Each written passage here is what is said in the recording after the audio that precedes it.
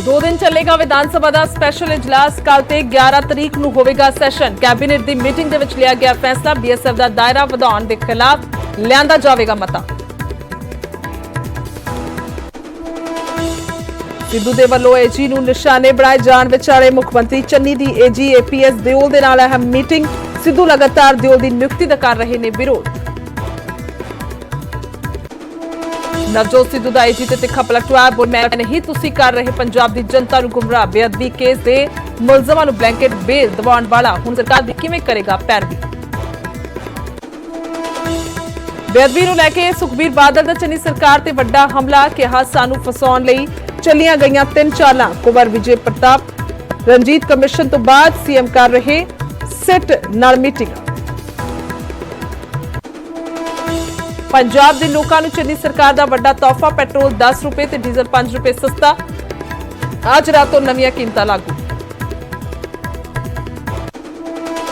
Captain they गढ़ पटियाला दे विच कांग्रेस का शक्ति प्रदर्शन। लाल सिंह बोले कहा पूरे पंजाब च एक भी कांग्रेस वर्कर कैप्टन नाल नहीं, एक भी सीट नहीं जितेगी कैप्टन की पार्टी। पंजाबी भाषा नूं लैके चन्नी सरकार का सख्त हुक्म। हुण पहली जमात तो पंजाबी ना पढ़ाउण वाले स्कूलों नूं 50 तो 2 लाख तक लगेगा जुर्माना।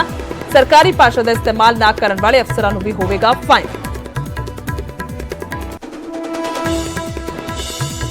पायल पुलिस ने सिमरनजीत सिंह मान के बेटे नूं कीता गिरफ्तार। अमन शांति भंग करन दे लगे इल्जाम।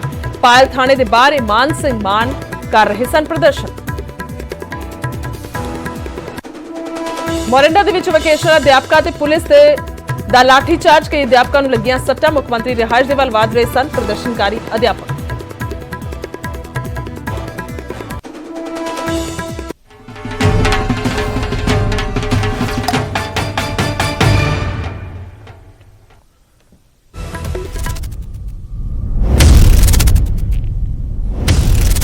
सत श्री अकाल। इस समय बुलेटिन च बहुत-बहुत स्वागत। मैं तुहाडे नाल गुरजोत संधू। पटियाला तो शुरुआत करदे हां खबरां दी।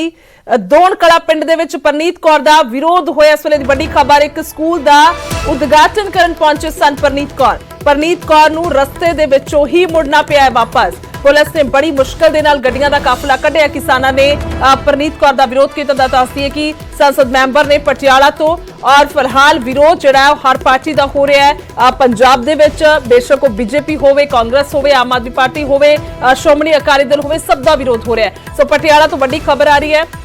दौन कला पिंड दस्सिया जा रहा है जिथे परनीत कौर का विरोध होया। कि स्कूल का उद्घाटन करने के लिए पहुंचे हुए सन, पहुंचना सी पर फिलहाल परनीत कौर नूं रस्ते दे विचों ही वापस मुड़ना पिया और मुश्किल दे नाल गड्डियां दा काफिला उत्थों कढिया। स्थिति सारी की कुछ बनी है। मनोज शर्मा ने फोन लाइन ते साडे नाल। जी मनोज, की कुछ जानकारी फिलहाल? मैं दस दिया कि जिस तरह किसानी अंदोलन चल रहा है उसके मद्देनजर हर सियासी पार्टी का किसानों के वलों विरोध किया जा रहा है, उन्होंने आगुओं का विरोध किया जा रहा है। तो इस कड़ी के तहत अज जिहड़े पटियाला तो सांसद ने परनीत कौर वो दौड़ कला पिंड दे विच एक स्कूल की जिहड़ी बिल्डिंग हैगी ओदा उद्घाटन करन दे लई गए सी। अते जिवें ही वो पिंड दे विच उनदा काफिला पहुंचिया तां उन्हां दे उत्ते किसानां दे वल्लों पिंड वासियों दे वल्लों विरोध किया गया। बड़ी मुश्किल दे नाल वो अपना जिहड़ा प्रोग्राम सी उहनूं विचे मुलतवी करके रास्ते दे विचों ही वापस गए ने। ते किसानां दा ते पिंड वासियों दे ही कहना हैगा कि 3 साल 4.5 साल दा जे वक्फा मन्नीए लोक सभा का या विधान सभा का तां किसी भी सियासी आगू ने खास तौर पर जिहड़े सांसद ने उन्होंने कदे पिंड च गेड़ा नहीं मारिया, किसानी संघर्ष दे विच नहीं आए। ते इसे करके हुण जे कराउंदे ने तां असीं उन्हां दा विरोध करांगे क्योंकि जिन्ना चिर किसानी अंदोलन चल रहा साडा जिहड़ा प्रोटेस्ट है सियासी आगुओं का विरोध इस तरह जारी रहूगा। जी गुरजोत। ठीक है, बहुत बहुत शुक्रिया तमाम जानकारी के लिए मनोज, धन्यवाद। सो किसानों ने परनीत कौर का विरोध किया। हालांकि साफ तौर पर शिकवे शिकायत ही ने किसानों को कि इन्ने लंबे वक्फे तो बाद जिहड़ा वो आ रहे ने सारे वड्डे वड्डे लीडर, खास तौर पर संसद मैंबर, जो पहला उन्होंने पिंड च कदे गेड़ा नहीं मारिया। सो उस नूं लैके नाराजगी जाहिर की जा रही है। हालांकि लंबे समय तो तस्वीरां सामने आ रही ने कि सब नूं ही लगभग सवाल किए जाते हैं और कई जिहड़े ने विधायक उस सवालों तो परेशान भी हुए।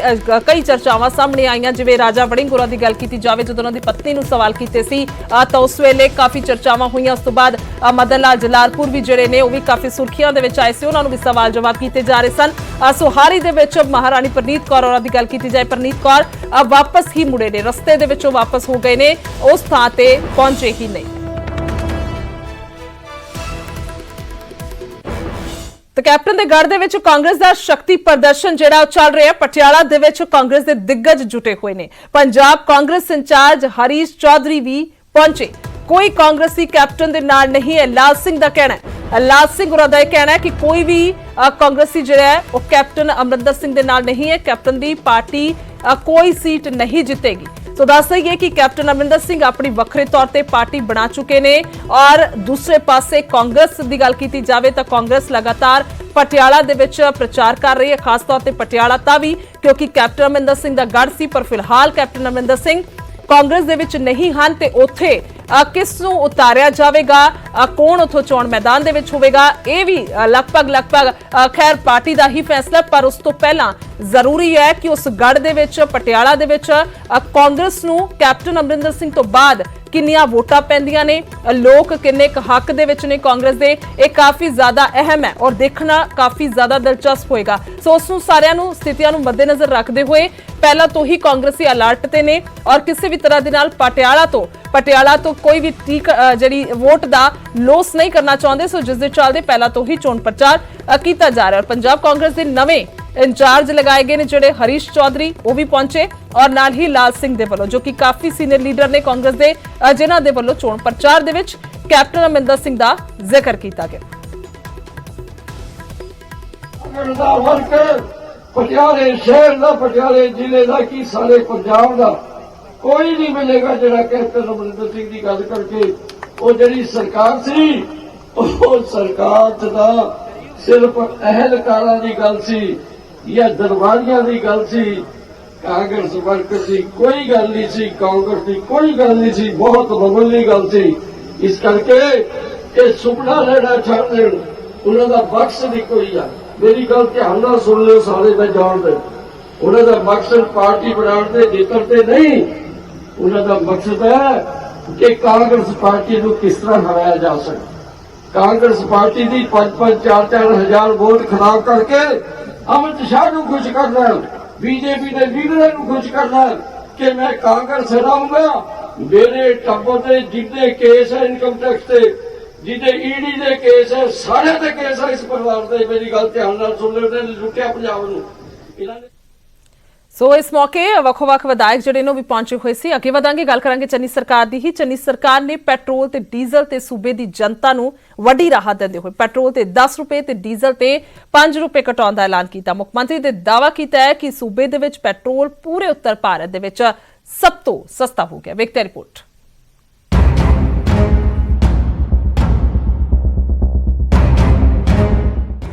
पंजाब कैबिनेट की मीटिंग में सूबे की जनता नूं जिस वड्डी राहत की जरूरत सी उस ते चनी सरकार ने मोहर ला दी है। पेट्रोल की कीमत 10 रुपए प्रति लीटर जबकि डीजल की कीमत 5 रुपए प्रति लीटर की कटौती की गई। इन्हां कीमतां दे लागू होने तो बाद हुण पंजाब च पेट्रोल की कीमत 95 रुपए पहुंच गई है जबकि ग्राहकां नूं डीजल लई 84 रुपए प्रति लीटर के हिसाब नाल पैसे देने होणगे। मुख्यमंत्री चरणजीत सिंह चन्नी ने दावा किया कि पेट्रोल पंजाब विच हुण पूरे उत्तर भारत नालों सस्ता हो गया है।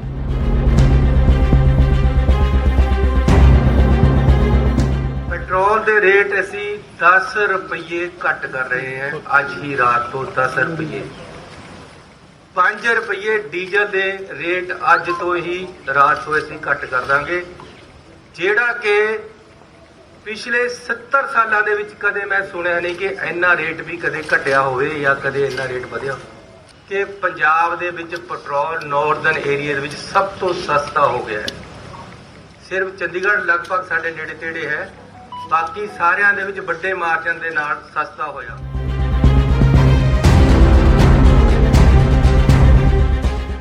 खजाना मंत्री मनप्रीत बादल ने दस्सिया कि पेट्रोलियम पदार्थां दीयां कीमतां घटण तो बाद पंजाब सरकार दे खजाने ते 900 करोड़ रुपए दा वाधू बोझ पेगा। पंजाब दा जिहड़ा सालाना रेवेन्यू लॉस होगा क्योंकि उस स्टेट शेयर आंदा सेंट्रल टैक्सेस तो वो तकरीबन 900 करोड़ रुपए दा सालाना पंजाब दा रेवेन्यू लॉस जिहड़ा स्टेट नूं होण लग्या।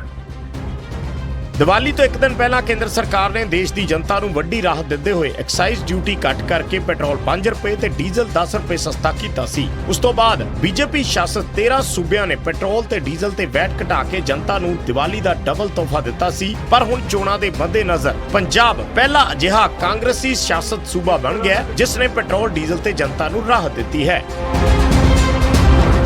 ਚੰਡੀਗੜ੍ਹ ਤੋਂ ਨਪਿੰਦਰ ਬਰਾੜ ਦੇ ਨਾਲ ਬਿਊਰੋ ਰਿਪੋਰਟ ਨਿਊਜ਼ 18 ਪੰਜਾਬ। ਤੇ ਉਧਰ ਚੰਨੀ ਸਰਕਾਰ ਨੇ ਪੈਟਰੋਲ ਡੀਜ਼ਲ ਦੀਆਂ ਕੀਮਤਾਂ 'ਚ ਜੋ ਰਾਹਤ ਦਿੱਤੀ ਹੈ ਉਸ ਤੇ ਲੋਕਾਂ ਦਾ ਕੀ ਕੁਝ ਕਹਿਣਾ ਹੈ, ਲੋਕ ਕੀ ਕੁਝ ਸੋਚਦੇ ਨੇ, ਸੁਣਦੇ ਦੇਖੋ ਜੀ, ਮੈਂ ਤਾਂ ਕਹਿਣਾ ਜੀ ਹੋਰ ਘਟਣਾ ਚਾਹੀਦਾ ਜੀ। ਵੱਧ ਤੋਂ ਵੱਧ ਸਰਕਾਰ ਨੂੰ ਕਿਸਾਨਾਂ ਵਾਸਤੇ ਰਾਇਤ ਦੇਣੀ ਚਾਹੀਦੀ ਹੈ ਜੀ। ਦੇਖੋ ਜੀ ਬਹੁਤ ਵਧੀਆ ਜੀ, ਵੈਸੇ ਤਾਂ ਇਹਨੇ ਰਾਇਤ ਦਿੱਤੀ ਹੈ, ਦੂਜੀ ਸਰਕਾਰ ਨੇ ਤਾਂ ਦਿੱਤੀ ਹੋਈ ਜੀ ਹਾਲ ਤੱਕ ਵੀ ਕਿਸੇ ਨੂੰ। ਚਲੋ ਹੋਰ ਵੀ ਦੇ ਦੇ ਜੀ ਰਾਇਤ, ਵਧੀਆ ਜੀ। ਆਪਾਂ ਤਾਂ ਇਹੀ ਗੱਲ ਕਹਿੰਦੇ ਆ ਵੀ ਬਹੁਤ ਵਧੀਆ ਜੀ, ਕਿਸਾਨਾਂ ਨੂੰ ਜੀ ਕੋਈ ਫਾਇਦਾ ਹੋਏਗਾ ਜੀ। ਪੰਜਾਬ ਸਰਕਾਰ ਨੇ ਕਰਿਆ ਕੰਮ, ਚਲੋ ਵਧੀਆ। ਪਹਿਲਾਂ ਤਾਂ 11 ਤੋਂ ਸਿੱਧਾ 5 10 ਅੱਜ 5 ਹੋਰ ਘਟ ਰਹੇ ਨੇ, ਬਹੁਤ ਵਧੀਆ ਗੱਲ ਆ। ਦੇਖੋ 100 ਰੁਪਏ ਦੇ ਵਿੱਚ ਤੁਹਾਨੂੰ ਵੀ ਪਤਾ ਜੀ ਕਿੰਨੇ ਕਿਲੋਮੀਟਰ ਚੱਲ ਪਊਗਾ ਬੰਦਾ ਜੀ। ਬਾਕੀ ਅੱਜ ਕੱਲ੍ਹ ਦੇ ਹਾਲਾਤ ਇਹ ਚੱਲ ਰਹੇ ਨੇ, ਸਾਲ ਹੋ ਗਿਆ ਆਪਣੇ ਜ਼ਿਮੀਂਦਾਰਾਂ ਨੂੰ ਬੈਠਿਆਂ ਨੂੰ ਉੱਥੇ, ਠੀਕ ਹੈ ਜੀ। ਉਹ ਵੀ ਹਾਲਾਤ ਦੇਖੋ, ਹੌਲੀ ਕੁਝ ਰਾਹਤ ਮਿਲੇਗੀ ਇਸ ਤੋਂ, ਕੁਝ ਨਾ ਕੁਝ ਤਾਂ ਮਿਲੇਗੀ ਜੀ, ਪਰ ਫਿਰ ਵੀ ਚਲੋ 100 ਤੋਂ ਅੱਪ ਹੈ ਜੀ। ਜਿਹੜੇ ਸਵਾਦ ਤਾਂ ਫੇਰ ਆਊਗਾ ਜੇ ਉਹੀ 65 70 ਵਾਲੀ ਗੱਲ ਆਵੇ। ਉਧਰ ਡੀਜ਼ਲ ਦੀ ਕੀਮਤ ਦੇ ਵਿੱਚ 5 ਰੁਪਏ ਦੀ ਕਟੌਤੀ ਕੀਤੇ ਜਾਣ ਤੇ ਸੁਖਬੀਰ ਬਾਦਲ ਨੇ ਸਵਾਲ ਚੁੱਕੇ ਨੇ। ਸੁਖਬੀਰ ਨੇ ਕਿਹਾ ਕਿ ਡੀਜ਼ਲ ਸਿੱਧਾ ਕਿਸਾਨਾਂ ਦੇ ਨਾਲ ਜੁੜਿਆ ਹੋਇਆ ਹੈ, ਤਾਂ ਡੀਜ਼ਲ ਦੇ ਵਿੱਚ ਸਿਰਫ 5 ਰੁਪਏ ਦੀ ਕਟੌਤੀ ਕਿਉਂ ਨਹੀਂ? 5 ਰੁਪਏ ਡੀਜ਼ਲ ਕਿਉਂ? ਕਿ ਉਹ ਕਿਸਾਨੀ ਦੇ ਖਿਲਾਫ ਹੈ, ਇੰਡਸਟਰੀ ਦੇ ਖਿਲਾਫ ਹੈ? ਇੰਡਸਟਰੀ ਤੇ ਕਿਸਾਨੀ ਡੀਜ਼ਲ ਯੂਜ਼ ਕਰਦੀ ਹੈ, ਉਹਨਾਂ ਨੂੰ ਤਾਂ ਘਟਾਇਆ ਨਹੀਂ ਤੁਸੀਂ। ਅਸੀਂ ਕਿ 30 ਰੁਪਏ ਪਰ ਲੀਟਰ ਦੇ ਟਿਕ ਮਨੀ ਪੰਜਾਬ ਗਵਰਨਮੈਂਟ ਦੇ 10 ਘਟਾ ਦਿੰਦੇ।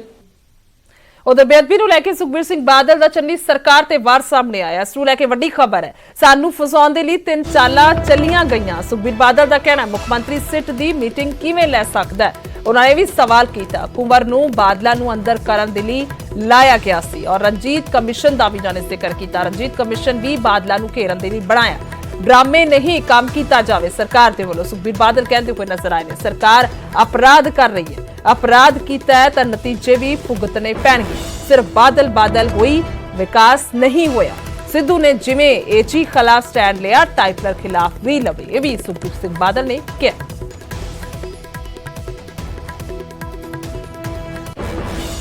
हैरान है जो मुख्यमंत्री डिप्टी चीफ मिनिस्टर जो होम मिनिस्टर है SIT ना मीटिंग रोज करते हैं। ਜਿਹੜੀ SIT हाई कोर्ट ने कहा इंडिपेंडेंट होगी, हुण उन्हां दी मीटिंग कंडक्ट कर रहे हैं होम चीफ मिनिस्टर ते उन्होंने ਜਿਹੜਾ क्वेश्चन है किहड़ा की है। DGP ਨੂੰ इंस्ट्रक्शन ਦਿੱਤੀ गई है, मैनू मोस्ट रिलायबल सोर्स मैं कह रहा DGP ਨੂੰ इंस्ट्रक्शन ਦਿੱਤੀ गई है, ਤੁਸੀਂ ਇੱਕ ਤੇ ਚੋਣ ਦੇ ਬਿਆਨ ਕਰਾਓ, ਲੱਭੋ ਬੰਦੇ ਕੋਈ ਜਿਹੜੇ ਕਹਿਣਗੇ ਕਿ ਬਾਦਲ ਪਰਿਵਾਰ ਜਾਂ ਅਕਾਲੀ ਦਲ ਦੇ ਖਿਲਾਫ ਕਹਿਣਗੇ, ਉਹ ਲਿਆਓ, ਲੱਭੋ ਤੇ ਕੋਰਟ 'ਚ ਸ਼ਾਮਲ ਕਰੋ। ਆਪਾਂ 1.5 ਮਹੀਨੇ 'ਚ ਕੱਲਾ ਡਰਾਮਾ ਕਰਨਾ, ਬਾਅਦ ਤੱਕ ਸਾਰੀਆਂ ਸਟੇ ਹੋ ਜਾਣੀਆਂ। My stand is the chief minister has the right to choose his DGP and AG and chief secretary and the SSPs. No party president can interfere in the government.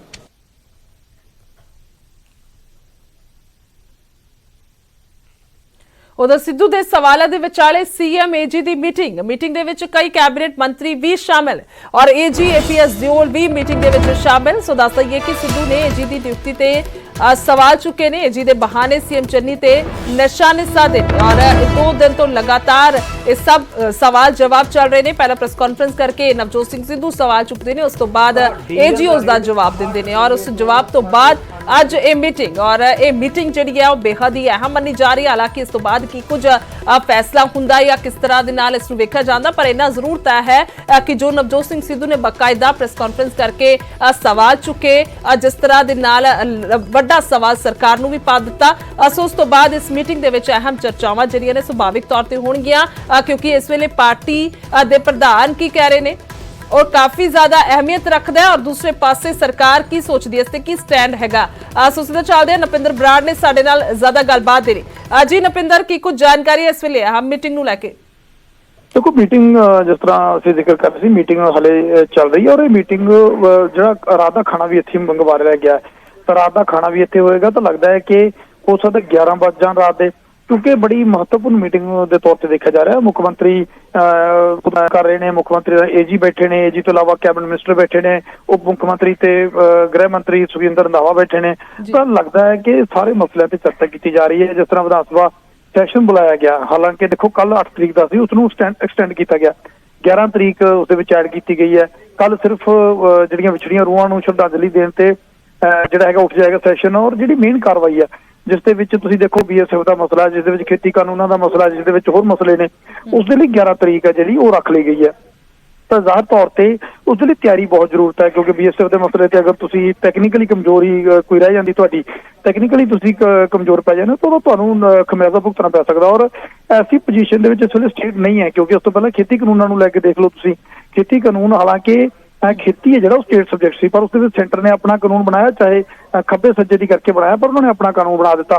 ਤਾਂ ਇਸੇ ਤਰ੍ਹਾਂ law and order ਹੈ ਜਿਹੜਾ ਉਹ state subject ਹੈ, ਪਰ centre ਨੇ BSF ਦੇ ਅਧਿਕਾਰ ਵਧਾ ਕੇ 50 ਕਿਲੋਮੀਟਰ ਤੱਕ ਸਿੱਧੇ ਤੌਰ ਤੇ ਇੰਟਰਫੇਰੈਂਸ ਜਿਹੜੀ ਉਹ ਆਪਣੀ ਕਿਤੇ ਨਾ ਕਿਤੇ ਕਰ ਦਿੱਤੀ ਹੈ। ਅਜਿਹੇ ਦੇ ਵਿੱਚ ਕੋਸ਼ਿਸ਼ ਇਹੀ ਹੈ ਸਟੇਟ ਗਵਰਨਮੈਂਟ ਦੀ ਕਿ ਹੁਣ ਇਸ ਪੂਰੇ ਮਸਲੇ ਤੋਂ ਬਚਣਾ ਕਿਵੇਂ ਇਸ ਪੂਰੇ ਹਾਲਾਤ ਦੇ ਨਾਲ ਨਜਿੱਠਣਾ ਹੈ, ਔਰ ਕਿਵੇਂ ਟੈਕਨੀਕਲੀ ਅਗਰ ਮਾਮਲਾ ਕੋਰਟ ਦੇ ਵਿੱਚ ਜਾਂਦਾ ਹੈ ਜਾਂ ਚੀਜ਼ਾਂ ਅੱਗੇ ਜਾ ਕੇ ਹੋਰ ਖਰਾਬ ਹੁੰਦੀਆਂ ਨੇ ਤਾਂ ਉਹਨਾਂ ਨੂੰ ਟੈਕਲ ਕਿੱਦਾਂ ਕਰਨਾ ਹੈ। ਕਿਤੇ ਐਸਾ ਨਾ ਹੋਵੇ ਕਿ ਜਿਸ ਤਰ੍ਹਾਂ ਤੁਸੀਂ ਦੇਖੋ ਬਿਜਲੀ ਸਮਝੌਤੇ ਦੀ ਗੱਲ ਕਰ ਲਓ, ਕੋਲ ਵਾਸ਼ਿੰਗ ਚਾਰਜ ਦੀ ਗੱਲ ਕਰ ਲਓ, ਜਿਹੜਾ ਕੋਲ ਵਾਸ਼ਿੰਗ ਚਾਰਜ ਸੀ ਜਿਹੜਾ ਉਹਦੇ ਤੇ ਸਟੇਟ ਨੂੰ ਵੱਡਾ ਜਿਹੜਾ ਹਰਜਾਨਾ ਪਿਆ। ਸੁਪਰੀਮ ਕੋਰਟ ਦੇ ਵਿੱਚ ਕੇਸ ਆ ਰਹੀ ਸਟੇਟ, ਪਰ ਉਸ ਤੋਂ ਬਾਅਦ ਜਿਹੜਾ ਉਹ ਟਾਈਮ ਤੱਕ ਇਹਨਾਂ ਨੇ ਲੰਘਾ ਦਿੱਤਾ ਜਿਹਦੇ ਵਿੱਚ ਰਿਪੀਲ ਕੀਤੀ ਜਾ ਸਕਦੀ ਸੀ, ਪਰ ਉਹ ਟਾਈਮ ਵੀ ਚਲਾ ਗਿਆ। ਤਾਂ ਜਿਹਦੇ ਵਿੱਚ ਕੋਈ ਕਮੀ ਨਹੀਂ ਛੱਡਣਾ ਚਾਹੁੰਦੀ ਸਟੇਟ ਕਿ ਐਸਾ ਨਾ ਹੋਵੇ ਕਿ ਅਸੀਂ ਕੋਈ ਐਸਾ ਪੁਆਇੰਟ ਛੱਡ ਦਈਏ, ਐਸਾ ਕੋਈ ਨੁਕਤਾ ਛੱਡ ਦਈਏ ਕਿ ਕੱਲ ਨੂੰ ਉਹਦਾ ਖਮਿਆਜ਼ਾ ਸਟੇਟ ਨੂੰ ਭੁਗਤਣਾ ਪਵੇ, ਸਰਕਾਰ ਨੂੰ ਭੁਗਤਣਾ ਪਵੇ। ਕਿਉਂਕਿ ਅੱਜ ਇੱਕ ਵੀ ਚੱਕਿਆ ਗਲਤ ਕਦਮ ਹੈ ਜਿਹੜਾ ਉਹ ਭਾਰੀ ਪੈ ਸਕਦਾ। ਸਿੱਧੇ ਤੌਰ ਤੇ ਜੇ ਕੋਈ ਇਦਾਂ ਦਾ ਮਸਲਾ ਬਣਦਾ ਤਾਂ ਵਿਰੋਧੀ ਤਰ੍ਹਾਂ ਸਰਕਾਰ ਨੂੰ ਘੇਰਨੀਆਂ ਚੋਣਾਂ ਸਿਰ ਤੇ ਨੇ ਤੇ ਸਰਕਾਰ ਨੂੰ ਸੰਭਲਣ ਦਾ ਮੌਕਾ ਤੱਕ ਨਹੀਂ ਮਿਲਣਾ। ਇਸ ਲਈ ਲੱਗਦਾ ਕਿ ਹਰ ਪੁਆਇੰਟ ਤੇ ਹਰ ਪਹਿਲੂ ਨੂੰ ਵਿਚਾਰਿਆ ਜਾ ਰਿਹਾ ਹੈ, ਨਜਿੱਠਣ ਦੀ ਕੋਸ਼ਿਸ਼ ਕੀਤੀ ਜਾ ਰਹੀ ਹੈ। ਪਰ ਲੰਬੀ ਮੀਟਿੰਗ ਹੈ ਜਿਹੜੀ ਲੱਗਦਾ ਕਿ ਇਹ ਚੱਲੇਗੀ। ਹਾਲਾਂਕਿ ਇਸ ਦੇ ਵਿੱਚ ਨਵਜੋਤ ਸਿੰਘ ਸਿੱਧੂ ਦੇ ਮਸਲੇ ਨੂੰ ਲੈ ਕੇ ਵੀ ਚਰਚਾ ਹੋ ਸਕਦੀ ਹੈ, ਕਿਉਂਕਿ ਸਿੱਧੂ ਏਜੀ ਨੂੰ ਲੈ ਕੇ ਲਗਾਤਾਰ ਹਮਲਾਵਰ ਨੇ। ਔਰ ਦੂਜੀ ਗੱਲ ਇਹ ਹੈ ਕਿ ਜਦੋਂ ਤੁਸੀਂ ਬੜੇ ਗੰਭੀਰ ਮੁੱਦਿਆਂ ਤੇ ਚਰਚਾ ਕਰ ਰਹੇ ਹੋ, ਬੜੇ ਸੈਂਸਿਟਿਵ ਹਾਲਾਤਾਂ ਦਾ ਸਾਹਮਣਾ ਕਰ ਰਹੇ ਹੋ, ਐਸੇ ਹਾਲਾਤਾਂ ਦੇ ਵਿੱਚ ਜਿਹੜੇ ਬੰਦੇ ਉਸ ਦੇ ਨਾਲ ਡੀਲ ਕਰ ਰਹੇ ਆ ਉਹਨਾਂ ਦੀ ਮੈਂਟਲ ਸਟੇਬਿਲਿਟੀ ਬਹੁਤ ਜ਼ਰੂਰੀ ਆ।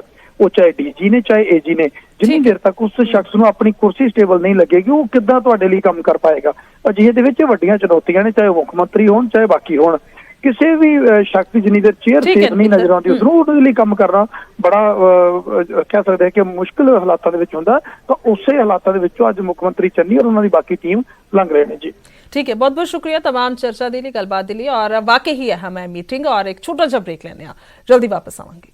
बड़े मार्जिन दे नाल वधे